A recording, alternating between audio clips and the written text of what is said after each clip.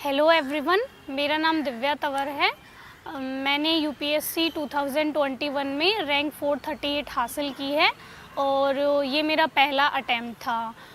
Result के बाद बहुत से बच्चों के कॉल्स और मैसेजेस आए कि मैं अपनी स्ट्रेटजी बताऊं कि कैसे मैंने पढ़ाई की और क्या क्या मेरे रिसोर्सेज रहे। तो इस वीडियो में मैं आपके साथ अपनी स्ट्रेटजी शेयर करना चाह रही हूँ और यदि इसके द्वारा आप में से किसी एक को भी थोड़ा बहुत भी कुछ फ़ायदा होता है तो मेरे लिए खुशी की बात होगी।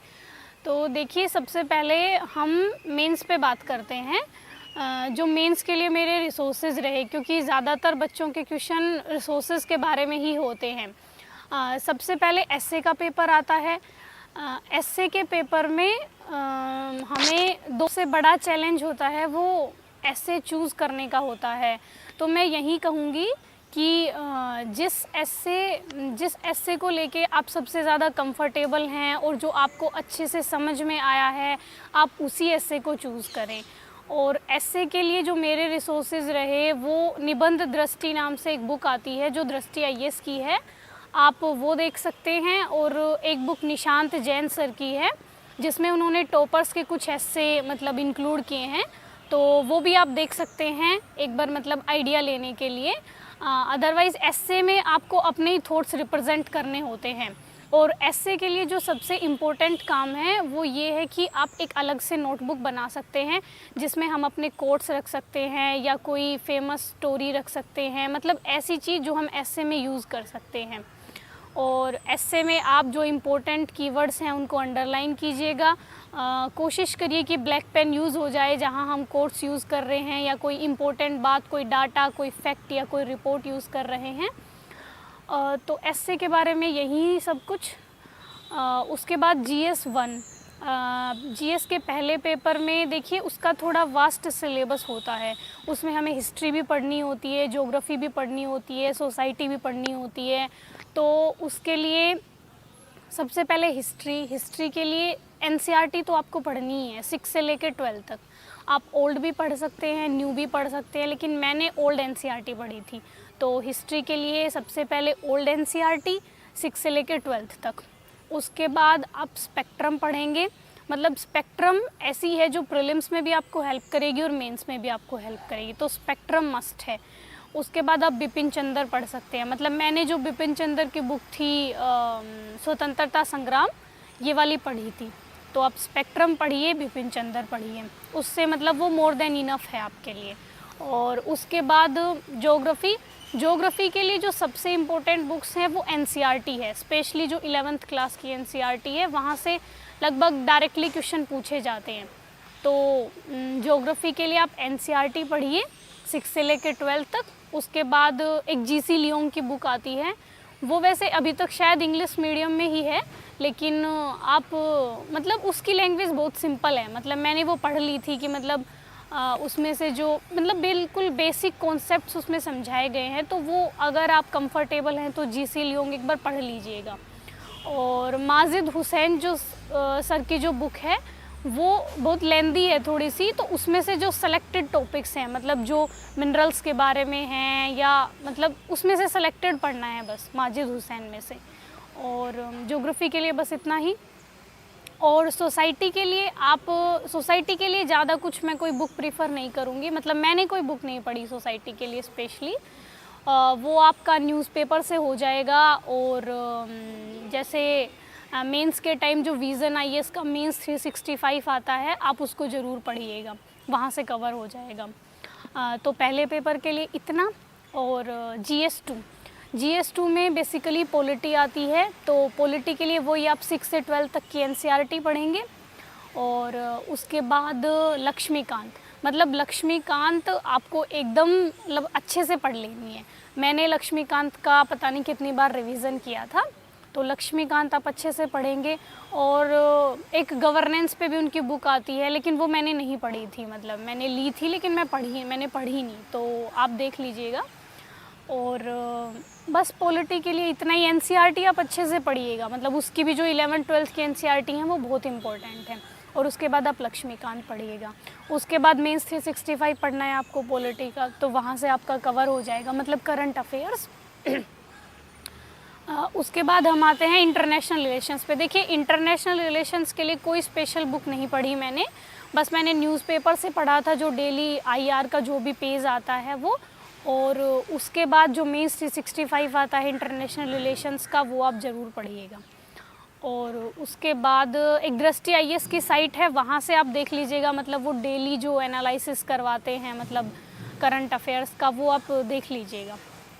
उसके बाद GS3 में बेसिकली इकोनॉमिक्स आता है, इन्वायरमेंट है, साइंस एंड टेक है। तो देखिए मैंने लगभग 1 साल ही प्रिपरेशन की थी। 1 से 1.5 साल में आपके पास इतना कम टाइम होता है कि सारी चीज़ें कवर करना बहुत मुश्किल हो जाता है। तो मैं बहुत सेलेक्टेड पढ़ा है, मतलब मैंने जैसे GS3 में मैंने इकोनॉमिक्स अच्छे से पढ़ा।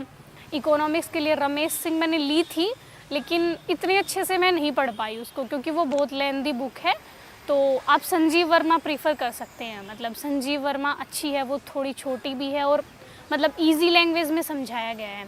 तो संजीव वर्मा पढ़ लीजिए आप इकोनॉमिक्स के लिए। और मुरनाल सर के जो लेक्चर्स हैं, मतलब मैंने सारे नहीं लिए मुरनाल सर के लेक्चर्स, मतलब कुछ जैसे बजट वाले हैं, जो इकोनॉमिक्स सर्वे वाले हैं, वो सारे लेक्चर्स मैंने ले लिए थे इकोनॉमिक्स के। तो इकोनॉमिक्स के लिए बस इतना ही। साइंस एंड टेक के लिए मैंने सिर्फ न्यूज़पेपर्स पढ़े थे, मतलब जो भी करंट में जो रहा था वो गूगल से देख के, और मतलब न्यूज़पेपर से ही मैंने अपना साइंस एंड टेक के नोट्स बनाए थे कुछ। और उसके बाद वो मेंस 365 आया साइंस एंड टेक का, तो वो मैंने पढ़ा था। और इन्वायरमेंट के लिए देखिए मैंने शंकर आईएएस पढ़ी थी, वो शायद इंग्लिश मीडियम में ही है, लेकिन मैंने उसको पढ़ा था, मतलब वो इजी लैंग्वेज है, आप समझ जाएंगे। तो शंकर आईएएस पढ़िएगा, मतलब वो प्रीलिम्स में भी बहुत हेल्पफुल रहेगी और मेंस में भी हेल्पफुल रहेगी। तो इन्वायरमेंट के लिए शंकर आईएएस। उसके बाद इकोलॉजी के लिए, जो इन्वायरमेंट एंड इकोलॉजी के लिए कुछ और ऐड करना चाहें अगर आप, तो अनअकैडमी पे मधुकर कोटवे सर की क्लासेस आती है, वो यूट्यूब पे भी अवेलेबल है, मतलब मैंने यूट्यूब से ही ली थी। तो मधुकर कोटवे सर से मैंने इन्वायरमेंट एंड इकोलॉजी पढ़ा था, तो आप देख लीजिए, उनका अच्छा लगा मतलब मुझे। उसके बाद GS4 इथिक्स का पेपर बेसिकली हमारी जो मतलब उसमें बहुत स्कोप होता है कि हम अपने थॉट्स उसमें रिप्रेजेंट कर सकें। तो इथिक्स के लिए मैंने स्टार्टिंग की थी लेक्सिकॉन से। आप सबसे पहले लेक्सिकॉन पढ़िए, मतलब लेक्सिकॉन में उन्होंने सिलेबस के हिसाब से मतलब बता रखा है सारी चीज़ें, तो उससे हमें एक बेसिक आइडिया हो जाएगा कि मतलब इथिक्स क्या है और सिलेबस में हमारे क्या क्या हैं। और तो लेक्सिकॉन मैंने पढ़ी थी। उसके बाद मैंने सिर्फ टेस्ट सीरीज़ लगाई थी इथिक्स की, मतलब मेनली जो सबसे इम्पोर्टेंट यहाँ टेस्ट सीरीज़ है, क्योंकि टेस्ट सीरीज़ में आपको केस स्टडीज़ मिलेंगी और आप अटेम्प्ट करेंगे तो आपको पता चलेगा कि कैसे मतलब केस स्टडीज़ आती हैं और उनके मॉडल आंसर्स आप देखेंगे। तो इथिक्स के लिए टेस्ट सीरीज़ मतलब आप ज़रूर लगाइएगा कोई अच्छी सी। और इथिक्स के लिए थोड़ा सा जो मैं बताना चाहूँगी वो सबसे इम्पोर्टेंट है कि उसका सिलेबस, GS4 का जो सिलेबस है उसमें कुछ कीवर्ड्स दिए हुए हैं, जैसे एक सिविल सेवक के क्या क्या गुण होते हैं, जैसे ऑनेस्टी है और परसिवरेंस है, ये सब। तो आप वो कीवर्ड्स हैं जो वो अपने मतलब आंसर में यूज़ करें। और इथिक्स का पेपर थोड़ा सा लेंदी होता है, तो वहाँ आप अपनी स्पीड का ख्याल रखें और मतलब पेपर पूरा अटेम्प्ट करने का प्रयास करें। और इथिक्स का हो गया। तो ये मेरी मेंस की स्ट्रेटजी रही बेसिकली। और प्रीलिम्स के लिए जो मैं कहना चाहूँगी वो सबसे इम्पोर्टेंट चीज़ है रिवीज़न। आप प्रीलिम्स में लगभग 3 महीने पहले से मतलब सिर्फ प्रीलिम्स पे फोकस हो जाइए। प्रीलिम्स के लिए आपको कम से कम 3 महीने तो देने ही चाहिए, मतलब केवल प्रीलिम्स के लिए। तो प्रीलिम्स से पहले 3 महीने पहले आपसे केवल प्रीलिम्स की पढ़ाई करेंगे। और प्रीलिम्स के लिए सबसे जो ज़रूरी है वो रिवीज़न है, क्योंकि देखिए सिलेबस बहुत बड़ा है, आप सब कुछ नहीं पढ़ सकते हैं, लेकिन जितना आपने पढ़ा है उस पे मतलब आपकी एकदम पकड़ होनी चाहिए कि यूपीएससी कहीं से भी कैसे भी घुमा के पूछ ले, आप उसको अटैम्प्ट कर लें। और प्रीलिम्स में ज़्यादा से ज़्यादा क्वेश्चंस अटैम्प्ट करने का प्रयास कीजिए। मतलब मैंने शायद 92 क्वेश्चंस अटैम्प्ट किए थे, मतलब 5-6 तो ऐसे आएंगे ही जो बिल्कुल ही हमें नहीं आते होंगे, लेकिन आप कोशिश कीजिए कि ज़्यादा से ज़्यादा अटैम्प्ट हो पाएँ। और CSET के लिए देखिए मेरा बेसिकली मैथ्स बैकग्राउंड था, तो मैंने CSET के लिए कोई ख़ास प्रिपरेशन नहीं की, तो उस बारे में मैं शायद आपको उतने अच्छे से नहीं बता पाऊँगी कि सीसेट के लिए कैसे तैयारी करनी है, वो आपको अपनी मतलब अपनी कंडीशंस के हिसाब से देखना पड़ेगा कि आप कहाँ स्ट्रोंग हैं और कहाँ आपको और इम्प्रूवमेंट करना है। तो बेसिकली ये मेरी मेंस और प्रीलिम्स के लिए स्ट्रेटजी रही। मतलब मैंने बहुत सेलेक्टिव पढ़ा, मतलब मेरे रिसोर्सेज एकदम लिमिटेड रहे और जितने रहे मैंने उनको बहुत बार रिवाइज़ किया। तो अगर मतलब मेरी प्रिपरेशन बेसिकली एक साल की रही, 1-1.5 साल की, तो उसमें जितना मेरे से कवर हो पाया मैंने उतना कवर किया, लेकिन रिवीज़न मैंने बहुत ज़्यादा किया, मतलब बार बार रिवीज़न। और उसके बाद अब हम ऑप्शनल पे थोड़ा सा बात कर लेते हैं। ऑप्शनल मेरा हिंदी लिटरेचर था और हिंदी लिटरेचर में देखिए 2 पेपर होते हैं। पहला वाला पेपर होता है वो भाषा खंड का होता है और दूसरा वाला पेपर होता है वो जो उसमें सिलेबस दिया गया है। तो पहले पेपर के लिए मैं यही कहूँगी कि आप जो विकास सर के नोट्स हैं, मतलब जो मार्केट में अवेलेबल हैं, उनको एकदम मतलब अपने टिप्स पे कर लीजिए, क्योंकि जो पहला पेपर है वो बेसिकली थोड़ा सा फैक्चुअल होता है। मतलब जैसे व्याकरण के बारे में पूछेगा वो आपसे, कारक व्यवस्था है, संज्ञा व्यवस्था है, या फिर वो आपसे बोलियों के बारे में पूछेगा जैसे अपभ्रंश है, ये सब। तो उसमें आपको नोट से ही अटेम्प्ट करना है वो कुछ, उसमें कोई अपडेशन की ज़रूरत नहीं है या आप कहीं से न्यूज़पेपर से कुछ नहीं लेंगे, वो बेसिकली सर के नोट्स से ही अवेलेबल हो जाएगा। तो पहले पेपर के लिए सर के नोट्स ही बस मैंने सर के नोट्स पढ़े थे पहले पेपर के लिए, और दूसरे पेपर के लिए भी मैंने बस सर के नोट्स पढ़े थे, लेकिन थोड़ा सा उनमें चेंज किया था। जैसे जो एग्ज़ाम्पल्स नोट्स में थे मैंने वो थोड़े चेंज कर दिए थे, मतलब ताकि दूसरों से अलग लगे थोड़ा सा। तो जो हमारी बुक्स हैं जैसे गोदान है, दिव्या है, स्कंदगुप्त है, आप उनमें से थोड़े से अलग एग्ज़ाम्पल ले लीजिए, मतलब ताकि एग्ज़ामिनर को थोड़ी हमारी कॉपी अलग लगे। तो और मैं ऑप्शनल के लिए बोलूँगी कि आपकी लैंग्वेज थोड़ी सी अच्छी होनी चाहिए, मतलब उसमें अशुद्धियाँ ना हो, वर्तनी की कोई गलती ना हो, और आपकी हैंडराइटिंग ठीक हो, मतलब ठीक हो कि एग्ज़ामिनर को आसानी से समझ में आ जाए। तो ऑप्शनल के लिए यही रहा। बस मैंने ऑप्शनल के लिए कोई नोट्स नहीं बनाए, मतलब मेरे पर्सनली मैंने कोई नोट्स नहीं बनाए। जब मैंने रिवीज़न किया तो सर के नोट्स से ही रिवीज़न किया। और ऑप्शनल के लिए बस यही, आप टेस्ट सीरीज, और जो सबसे इम्पोर्टेंट बात है वो टेस्ट सीरीज़ है। मतलब जो ऑप्शनल के हमारे 16 टेस्ट दृष्टि आईएएस उपलब्ध करवाती है, आप वो सारे लिखिए। देखिए मैंने तो सारे तो नहीं लिखे, लेकिन मैंने सारे देख लिए थे, मतलब कि उनके मॉडल आंसर्स और मैं क्या लिखती, मतलब फ्रेमिंग कर ली थी मैंने। और आप कोशिश कीजिएगा कि सारे लिखें ताकि वहाँ जाके आपको कोई भी परेशानी ना हो इस संबंध में।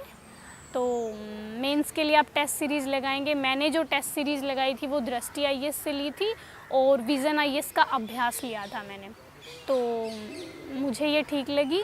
और ऑनलाइन रिसोर्सेज में प्रीलिम्स के लिए एक बायजू आईएएस की क्विज़ आती है, वो मैं ज़रूर प्रीफर करूँगी। मतलब वो डेली 5 से 6 क्वेश्चंस करवाते हैं, जिसमें करंट अफेयर्स इंक्लूड होता है और कुछ बेसिक भी इंक्लूड होता है, तो उससे आपका रिवीजन भी हो जाएगा और मतलब आपको कॉन्फिडेंस भी आ जाएगा अगर आप अच्छा परफॉर्म करते हैं। तो मैंने जो बायजू आईएएस की क्विज़ थी उससे अपने नोट्स भी बनाए थे ताकि मतलब मैं प्रीलिम्स के टाइम अच्छे से रिवीजन कर सकूं। तो यही मेरी मेंस की स्ट्रेटजी रही। आप 8 से 9 घंटे अगर पढ़ाई करेंगे तो मतलब मुझे लगता है कि वो इनफ है। मतलब किसी किसी दिन हो सकता है कि आप 10 घंटे भी पढ़ लें, 11 घंटे भी पढ़ लें, और हो सकता है किसी दिन आप 8 घंटे भी पढ़ें। तो मतलब एवरेज आप 9 घंटे लेके चलें कि डेली आपको 9 घंटे पढ़ाई करनी है, तो मुझे लगता है वो मोर देन इनफ है। लेकिन आप रेगुलरली करेंगे, मतलब ऐसा नहीं है कि एक दिन कर ली उसके बाद नहीं करेंगे, मतलब रेगुलरली हमें 9 घंटे पढ़ना है। तो मुझे लगता है 1 साल 1.5 साल में यूपीएससी का जो सिलेबस है वो कवर हो जाएगा। और मुझे लगता है कि अगर हम अच्छे से पढ़ेंगे और सिलेबस के अकॉर्डिंग पढ़ेंगे तो ऐसा कोई रीज़न नहीं है कि हमारा सिलेक्शन ना हो। देखिए बीच बीच में ऐसा टाइम आएगा कि हमें लगेगा कि नहीं हो रहा है या हम पीछे रह गए हैं, तो आप सब ऐसा मतलब फ़ील ना करें।